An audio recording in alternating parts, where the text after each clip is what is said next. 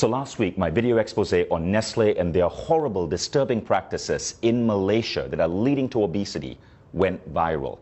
And about 1 million people watched the video. Some 17,000 people, mostly in Malaysia, shared it on their Facebook, and Nestle actually responded. Now that prompted me to do some further digging into what Nestle is doing, and what I found is disturbing. That's what I'm going to talk about in this video. See, Nestle says that their drink Milo is a health drink. They run ads telling kids to drink Milo every single day. They say that Milo gives you energy. What they don't say is that Milo actually makes you fat, that no real athlete would put this in their body, and that energy comes from sugar spikes. This is milk, and this is actually Nestle milk. So see, Nestle, I don't dislike all your products. Your milk is actually pretty good. I wish you would stick to milk rather than coming up with useless crap like Nesquik and Milo. Now, most kids in America and Europe drink milk because we know that milk can have a good effect on kids. Milk has natural sugars, lactose. It's a natural sugar. Nestle gets parents in Asia and the developing world to add this crap to milk, Milo. So Nestle's press release says they try to put 6 grams of sugar in a glass of Milo. Not true. At the back of a Milo tin in Malaysia, it actually says add 3 teaspoons of Milo. 3 teaspoons of Milo is roughly 9 grams of sugar.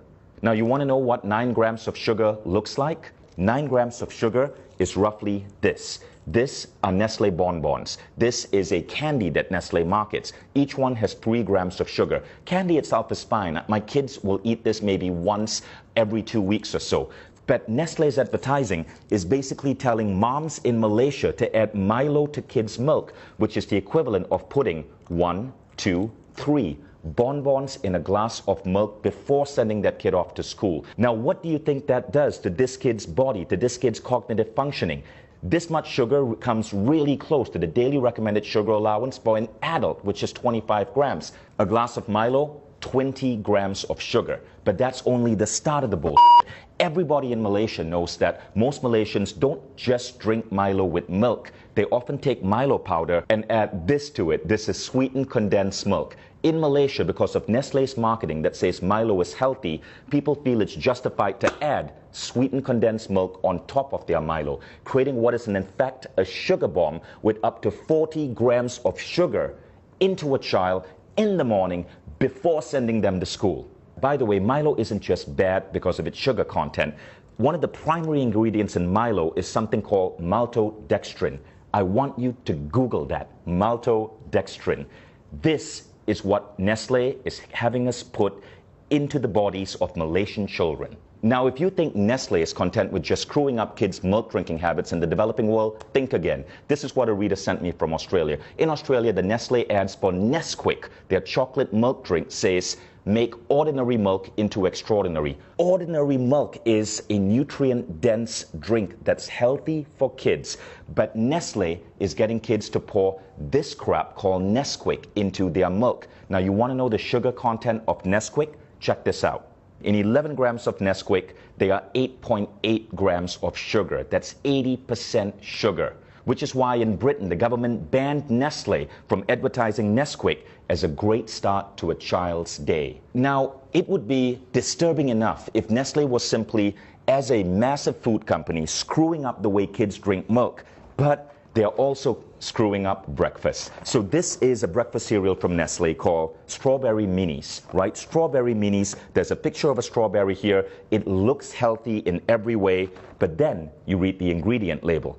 And by law, Nestle has to list ingredients in order of most common. Here's the ingredient label for Strawberry Minis. Number 1 ingredient, sugar. Number 2 ingredient, palm oil. Number 3 ingredient, glucose syrup. Number 4 ingredient, maltodextrin. Number 5 ingredient, cornstarch. Number 6 ingredient, salt. You don't get to strawberry till number 7, and it's strawberry powder, 0.3%. 0.3%, 1/300 of this is actual strawberries. Nestle, why don't you be honest and just call this sugared maltodextrin minis? At least there'd be truth in your advertising.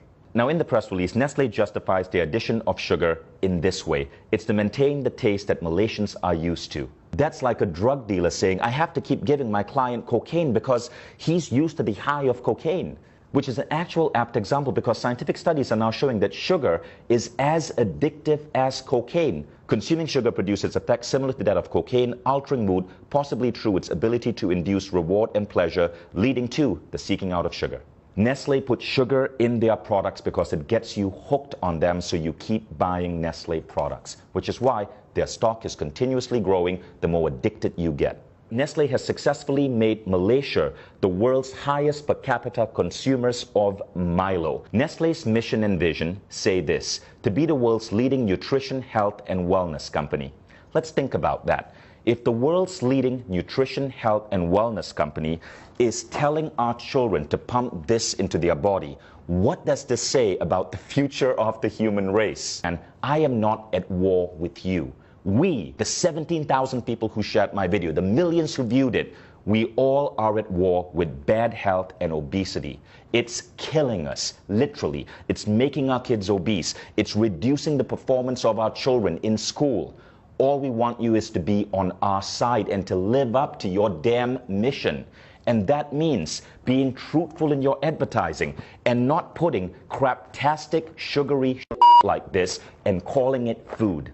Now, Nestle has been in controversies before. There was the baby powder controversy. Millions of babies malnourished because Nestle convinced women in India and Africa to feed their babies Nestle baby powder rather than breast milk. There is the water controversy in the United States, where Nestle has become the world's biggest supplier of bottled water, and in many cases convincing people that they need to buy expensive plastic bottled water, which ultimately causes mass plastic pollution, huge greenhouse contribution, rather than drink the water from their tap, which in many places is actually clean. All of these controversies were exposed. Nestle had to change practices because people like you spoke up. People like you would not let a large corporation get away with the lies, which is why I really appreciate you guys who shared that last video. There was something Nestle said in that press release that I really liked, and we got to give them credit for. They said, "In line with the ever-evolving needs of our consumers, we continuously make efforts to produce healthier and tasty products." You know what this means, people of Malaysia, Australia, Indonesia, the Philippines. Nestle says they're listening to you, so make your voices heard. Share this video, dub this video in your native language. You can even take the script from this video and the previous video, act it out yourself, put it up on your YouTube channels. You get the views. Share it with your friends on WhatsApp, share it on Facebook, spread this video. Nestle says they are listening to you. Let's see if that's true or it's another Nestle lie. Thank you all in advance for sharing this. And Nestle, I look forward to your next press release.